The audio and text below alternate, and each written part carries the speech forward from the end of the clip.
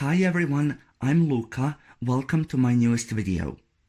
Today I'm reading thrillers for the very first time. You see, somehow I imagined that thrillers are these intense, action-packed stories where the main character is immediately in danger, and that they are often very brutal, dark, almost one step below horror. Because of this, I used to avoid everything that is labeled as a thriller. And that's true when it comes to some stories, but I realized since that that doesn't apply to all thrillers.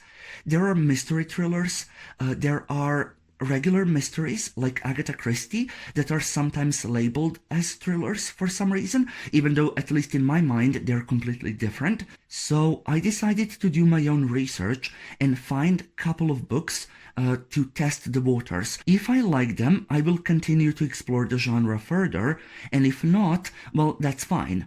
So I selected 4 books. Rebecca by Daphne du Maurier, because my mom told me to read it, and she said that it's not very dark at all.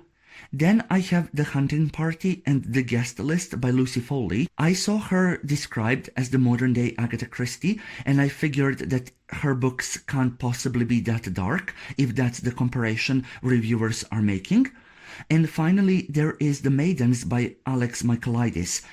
This book has been very popular when it came out, and I saw many booktubers review it, and I wanted to read it myself as well. Now let's talk about each one of them. First, Rebecca.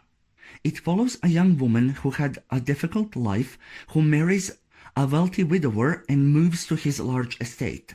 There she learns of his first wife, who was known for high social status and her beauty. She keeps finding her things around the house and starts comparing herself to her, afraid that she will never leave her shadow. The main character's insecurity is obvious from the very start, and it's described unobtrusively but clearly.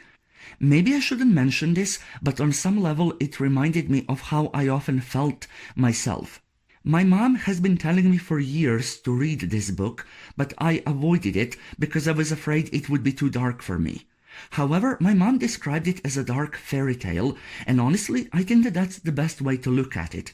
The book has a strange, melancholic atmosphere, and you can immediately sense that something is wrong, but it's not exciting nor scary in a way that a thriller or horror would be.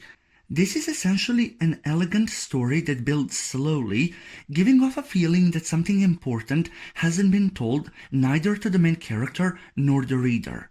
The book is pretty long, but it's easy to read, and I flew through it. It describes class differences really well. You can see how people treat you differently as soon as you have money or you know someone who does. The times the story is set in have been very rigid, and maintaining a specific image in public was the most important thing for everyone. However, that has been a mistake because people pay attention to what is visible on the surface level, often ignoring the red flags, suggesting that there is something off behind the scenes. We see how important it is to not imagine things in advance yourself without actually trying to find out the truth, and in this context, how important proper communication is. This story was great, elegant and atmospheric, and it covers some important topics, so I ended up really liking it. Moving on, we have The Hunting Party by Lucy Foley. It follows a wealthy group of friends who go to the isolated estate in the Scottish Highlands to celebrate the New Year's Eve. We are immediately told that a body has been found, but not whose. It seems one of the friends has been killed and another one is the killer. The book switches between the present and the past. In the present, we follow 2 workers from the estate who are telling us about the body. And in the past, we see the story from 3 different perspectives. We see how the group got there and all the events that led to the murder. All the characters in the story are rich, they flaunt their wealth, and they're not exactly good people. The reader will immediately notice certain tensions and dislikes within the group. Although they are very unlikable, the characters are actually incredibly well done. They're all different, they have their own personality, and they have their own ways of dealing with things and reacting to them. I love how the author portrays friendship.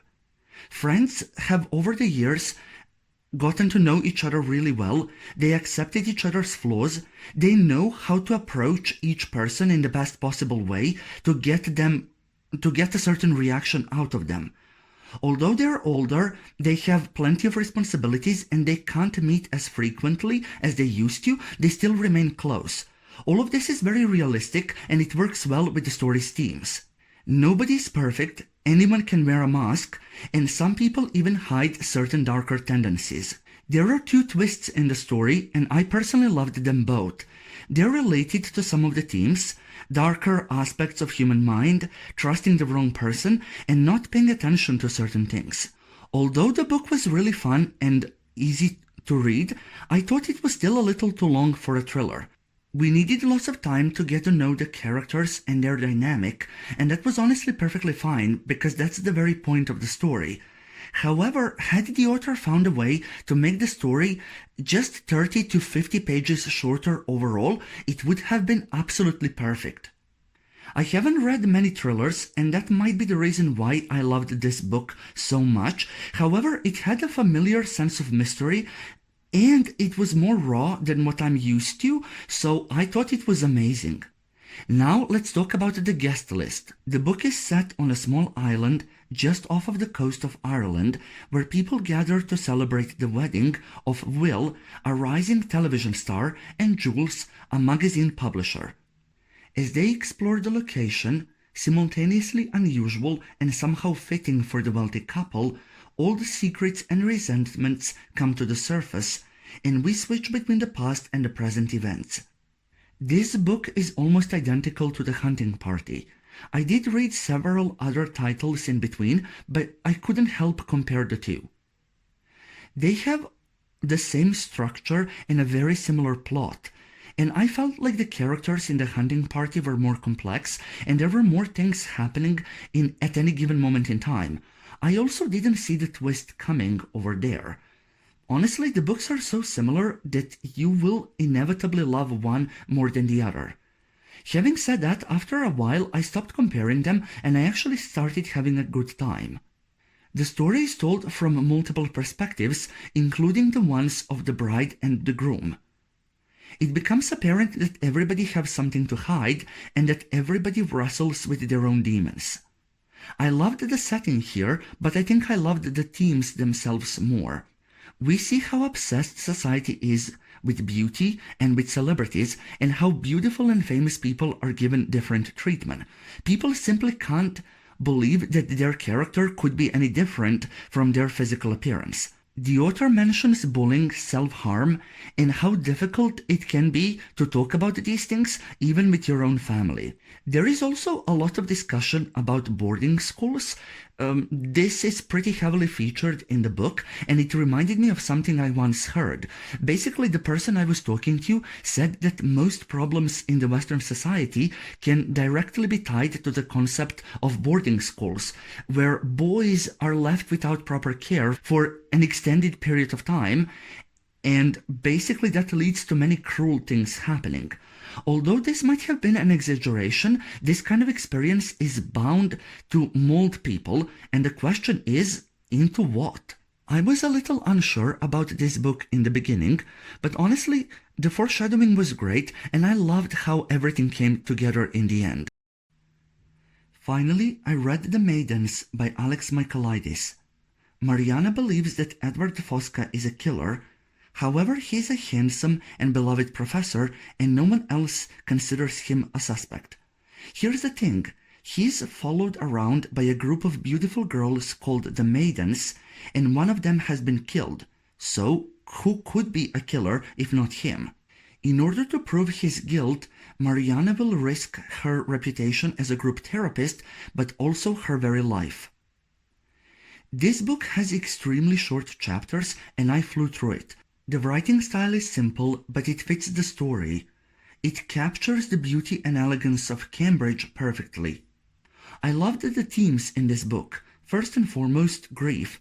Mariana is grieving her husband, and we can see clearly how it affects her. For example, she mentions how unfair it is that possessions can outlive a person, and basically these are things that everybody can relate to. The author mentions mental illness and how some of them are caused by the past trauma. We see how often people jump to conclusions, even the police, and why it is important to let go of any preconceived notions.